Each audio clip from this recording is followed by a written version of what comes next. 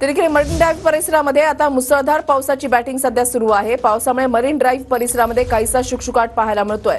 महत्त्वाची बातमी आपण पाहताय, मरीन ड्राईव्ह परिसरामध्ये आता मुसळधार पाऊस कोसळतोय। अक्षय मणकणी आमचे प्रतिनिधी अधिक अपडेट्स देतील। अक्षय, ऋषाली, आज सकाळपासूनच संपूर्ण मुंबईभर मुसळधार पावसाची बॅटिंग सुरू आहे आणि सध्या आपण मरीन ड्राईव्ह परिसरात सकाळच्या वेळेस गजबजलेला असतो।